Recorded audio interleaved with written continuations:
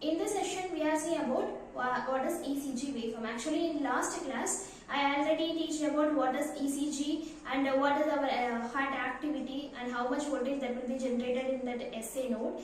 After that, I just give some brief explanation about what is PQRST waveform and P wave represents what QRS represents and then what T wave represents. So in today's class, I am going to explain what is ECG waveform and what are the durations are there and what is thermal sheet, and those are the things we are going to see about today class. Okay, yeah, let's move to the class.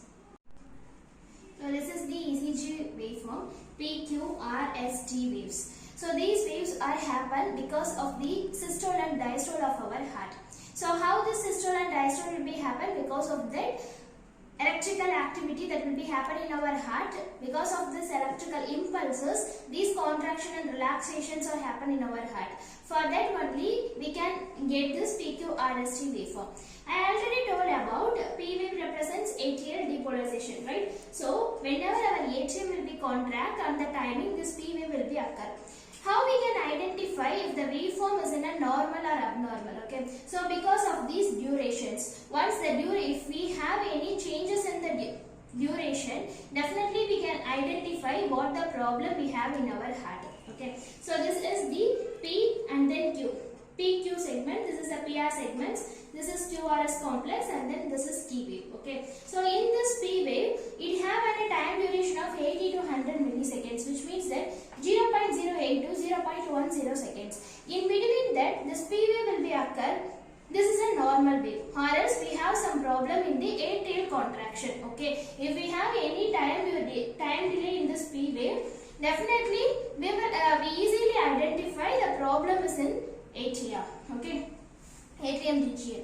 And then QRS complex. So the time duration of this QRS complex is 60 to 100 milliseconds. In between this 60 to 100 milliseconds, that means 0.06 to 0.10 seconds, this PQRS complex will occur, which means that our ventricle have a proper contraction and then relaxation. Okay, and then PR segment. So this PR segment, so it have a time duration between 120 to 200 milliseconds, that is 0.12 to 0.20 seconds. So if the time limit that will be exceed if we have any delay in this time period, definitely we have a problem on the particular areas. Okay, so for example, I just give some example for the arrhythmia. So arrhythmia is an irregular heartbeat, right? So sometimes we have a high peak, sometimes we have a low peak. So on the timing we can able to identify what the problem exactly we have. So through that ECG we can easily identify. So through that ECG means how? Because of this waveform. Okay. So if we have an arrhythmia, definitely our waveform will be changed.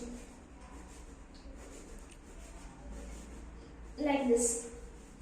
Roughly I draw. Okay. So sometimes we have a normal peak, sometimes we have a high speed heartbeat and sometimes we have a low speed heartbeat. Okay, so this is how it will be vary. So based on that we easily identify. So because of this is the importance of the time duration. Okay, once if you learn about the ECG, you need to know about what is the P wave duration, what is the QRS duration and what is the PR duration. So because of that you can easily identify or find out what the disease the patient have. Okay, so we have bradycardia, arrhythmia and then tachycardia, ventricular tachycardia and then atrial flutter, ventricular fibrillation, atrial fibrillation. These are the disease of the heart. Okay, in all those diseases the waveform that will be varied compared to each and every one. The waveform will be varied. If we have a bradycardia means that is a less heartbeat, lower heartbeat, right? So our heartbeat which will be reduced 60, definitely we have a bradycardia. So on the timing we have a very lengthy heartbeat. Okay, so the rhythm that will be exceed. So because of that we identify we find out we have a bradycardia or arrhythmia, flutter, whatever it may be. So this is the importance of the waveforms and these are the characteristics of the waveforms. Okay, so then I will move to the thermal sheet. So what is thermal sheet? Why we need to learn about this thermal sheet means thermal sheet is nothing but the ECG graph sheet. So because of this ECG graph sheet only, we can able to take a print of this ECG waveform. So this is the thermal sheet. Actually thermal sheet is nothing but the ECG graph sheet. Okay. So this thermal sheet is used for to take a print of our ECG waveform. Okay. In this graph sheet, in x-axis it will represents the time. Okay. And y-axis that will be represents the voltage. So voltage that will be mentioned in millivolt and time is in millisecond. Okay. So in this easy thermal sheet, we have a large square box and also we have a small square box. So inside the large square box, we have 25 small boxes. Okay. So this is the one large square box. Okay.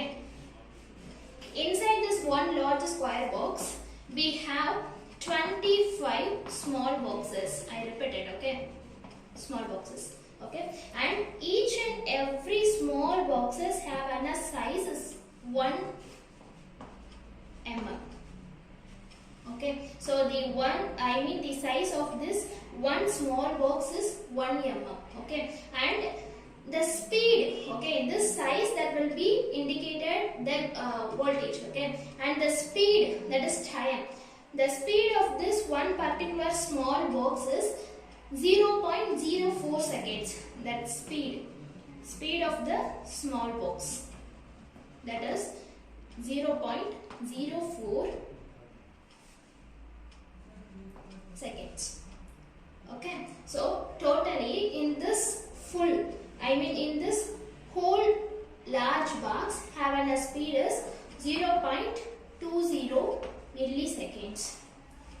Okay, the total 5 box, 1, 2, 3, 4, 5.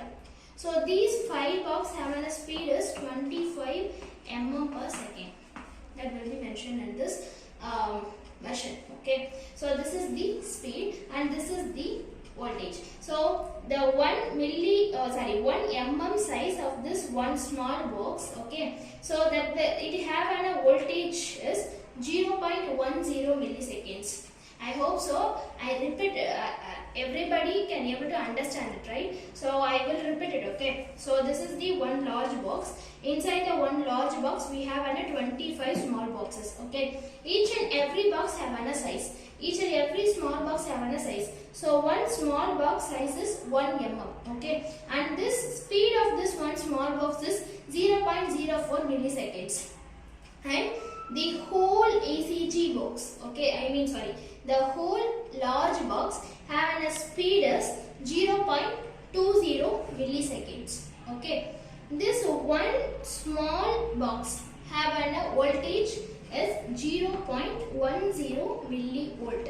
Okay, why I told these specifications of the thermal sheet, which means that once if you take a printout, you need to select the gain size and the speed of the ECG. Okay, so once if you are taken the ECG from the patient, that will be shown in the machine. So on the timing you need to print it. So after on the timing in this machine, it will shows what is the speed, and then if you are print this, okay, if you are print the ECG waveform in the thermal sheet, you need to give a gain size and then speed. So gain, which means that ECG waveform size. Okay, gain which now easy உங்களுக்கு சொல்லணும் அப்படினா gain அப்படின்றது அது நம்ம size ECG பெருசா வரணுமா ECG சின்னமா வரணுமா அப்படின்றதுதான். ஓகேவா?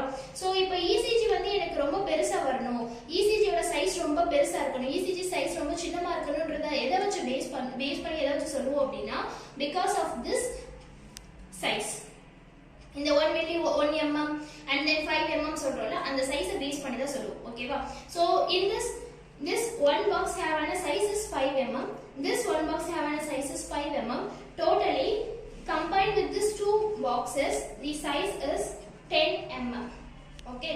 So this 10 mm size, which is equal to 1 millivolt.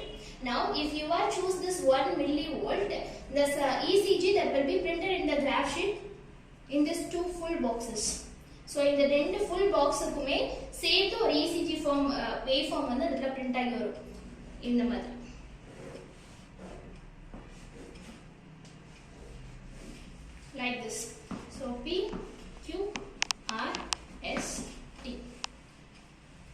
So this is the specifications of the thermal sheet, and this is how the ECG waveform that will be printed in the graph sheet based on your inputs. Okay, so that's all about the today class. I hope so everybody can able to understand what is ECG waveform, what is the characteristics and what is the duration of the ECG waveform, and what is thermal sheet and what are the specifications that will be presented in the thermal sheet.